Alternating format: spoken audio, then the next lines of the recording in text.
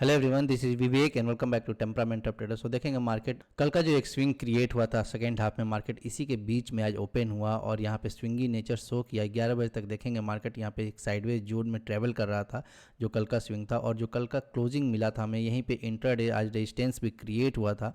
और जो OI data suggest कर रहे थे 23,400 और 23,500 के लेवल पे जो कॉल सेलर्स का एक्यूमुलेशन था वो काफ़ी स्ट्रॉन्ग था यहाँ पे। और जैसे ही मार्केट ने स्ट्रेंथ दिखाया यहाँ पे 22,400 पे, देन 22,500 सारे लेवल्स पे यहाँ पे सेलर्स के जो पोजीशन थे वो यहाँ पे अनवाइंडिंग होना स्टार्ट हुआ। और यहाँ पे एक शॉर्ट कवरिंग मूव देखने को मिला, काफ़ी फास्ट मोमेंटम एक देखने को मिला है यहाँ पे।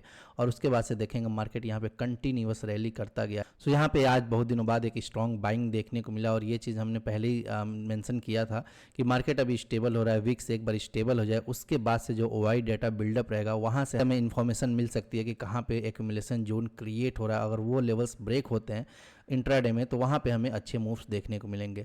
हाँ, यहाँ पूरा मूव पकड़ना डेफिनेटली मोमेंटम ट्रेडर्स या फिर स्कैल्पर्स के लिए पॉसिबल नहीं होता है, लेकिन आप देखेंगे जहाँ भी आप देखेंगे एक अच्छा ब्रेकआउट मिला, यहाँ एक फॉलोअप क्रिएट हुआ, तो यहाँ पे कहीं भी आप एंट्री लेते हैं इस जोन में तो आपको डेफिनेटली आपका जो टारगेट है वो यहाँ पे मिल जाएगा। उसके बाद से आप छोटे क्वांटिटी में अगर कहीं और भी स्कैल्पिंग करते हैं कॉल साइड डायरेक्शन में तो यहाँ पे कुछ प्रॉफिट्स गैदर करने के चांसेस हैं।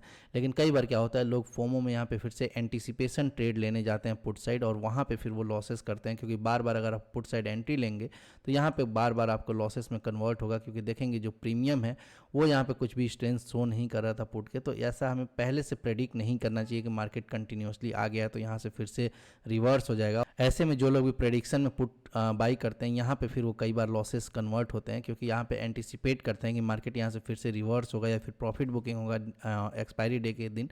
तो यहाँ पे वो चीज़ कई बार नहीं मिलता है और ऐसे कई बार मार्केट में फिर लॉसेस होते हैं।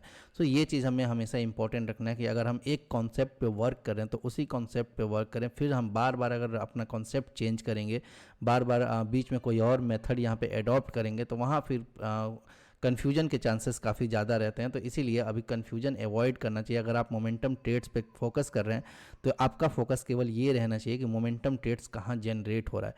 आप देखेंगे यहाँ पे जैसे ही एक रेजिस्टेंस लेवल ब्रेक हुआ यहाँ पे मोमेंटम जनरेट हुआ, उसके बाद से यहाँ पे पुट साइड मोमेंटम जनरेट नहीं हुआ, देन यहाँ पे एंटिसिपेट करने की भी ज़रूरत नहीं है।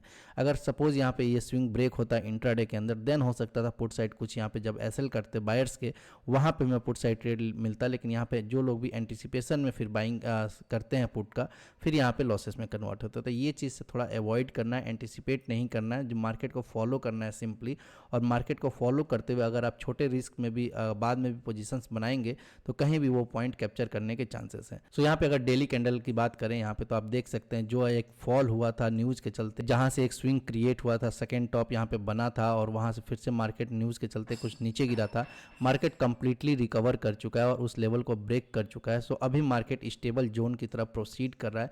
यहाँ मार्केट अगर कुछ हॉल्ट करके फिर से अगर 24,000 के लेवल को ब्रेक करता है तो यहाँ पे हमें कॉल साइड अभी अच्छे मोमेंटम्स देखने को मिल सकते हैं। कोई फंडामेंटली कुछ बैड न्यूज़ नहीं आता है तब तक हो सकता है मार्केट यहाँ ऊपर के डायरेक्शन में प्रोसीड करे, क्योंकि यहाँ पे एक अच्छी बाइंग स्ट्रेंथ अभी मार्केट में दिख रही है। और जो भी यहाँ पे फॉल हुआ था वो ऑलमोस्ट सारा रिकवर हो चुका है। तो बहुत सारे लोग का ये रहता है कि इकोनॉमी फिर से रिकवर हो गया, इसमें कोई प्रॉब्लम नहीं हुआ किसी को, लेकिन एक्चुअली आप देखेंगे यहाँ पे रिटेलर्स को काफ़ी ज़्यादा प्रॉब्लम होती है। सोचिए जो लोग भी यहाँ पे नीचे के लेवल्स पे पैनिक में सेलिंग किए होंगे उनका यहाँ पे लॉस होता है। मार्केट भले ही रिकवर कर गया हो, लेकिन यहाँ जो भी बड़े इंस्टीट्यूट्स रहते हैं या फिर बड़े प्लेयर्स रहते हैं उनको फंडामेंटल न्यूज़ अगर कहीं इंटरनली पता रहता है तो यहाँ पे टॉप पे वो कहीं सेलिंग करते हैं, फिर कहीं बॉटम से बाई करते हैं। लेकिन रिटेलर्स के पास जो नॉर्मल एक इन्वेस्टर है उसके पास कई बार ये न्यूज़ नहीं रहता है, और वो वहाँ पे क्या होता है कि हम कहीं पैनिक में हम सेल करते हैं और फिर कहीं टॉप में बाई करते हैं। तो ऐसे सिचुएशन में हमेशा रिटेलर्स के लॉस होते हैं। भले इकोनॉमिकली आप देखेंगे मार्केट उस लेवल को जरूर रीच कर गया है, लेकिन यहाँ पे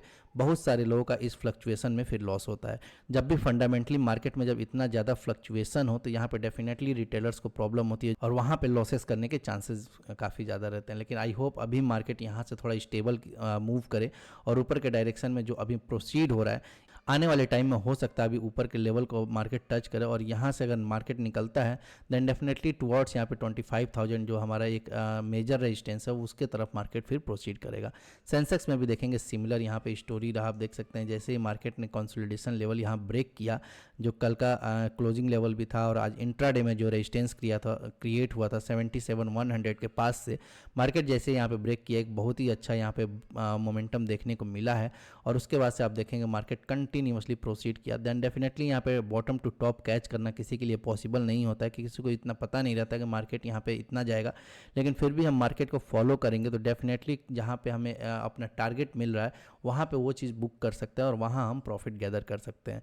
लेकिन फोमो में अगर सपोज इधर कहीं एंट्री लेते हैं बार बार या फिर एंटीसिपेटेड पुट एंट्रीज लेते हैं कि अभी चलो कॉल साइड का मोमेंटम निकल गया है और पुट ले लेते हैं, तो यहाँ पे फिर वैसे जगह पे लॉसेस करने के चांसेस ज़्यादा रहता है। बैंक निफ्टी में भी देखेंगे यहाँ पे अच्छा एक स्ट्रेंथ दिखा, बाकी दो इंडेक्सेस से ज़्यादा अच्छा स्ट्रेंथ था यहाँ पे बैंक निफ्टी में।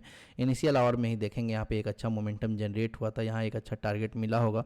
उसके बाद से देखेंगे जैसे यहाँ पे 11 बजे के आसपास जो ब्रेकआउट मिला और यहाँ से बैंक निफ्टी बहुत ही अच्छा परफॉर्म किया यहाँ पे, और इस जोन में कहीं भी हम एंट्री लेते हैं अगर बीच में देन डेफिनेटली कॉल साइड कुछ यहाँ पे पॉइंट जरूर कैप्चर करने को मिले होंगे और हो सकता है कि फ्लक्चुएशन में कुछ कन्फ्यूजन रहता है, इसके वजह से कई बार हमारे री एंट्रीज लेने पड़ते हैं। लेकिन डेफिनेटली जो लोग भी यहाँ पे मार्केट को फॉलो कर रहे होंगे कहीं ना कहीं एक अच्छा एंट्री मिलने पे वो चीज़ फिर से हमें प्रॉफिट कन्वर्ट हो जाता है। तो यहाँ पे हमें सिंपली मार्केट को फॉलो करना है, एंटिसिपेट नहीं करना है, प्रेडिक्शन नहीं करना है।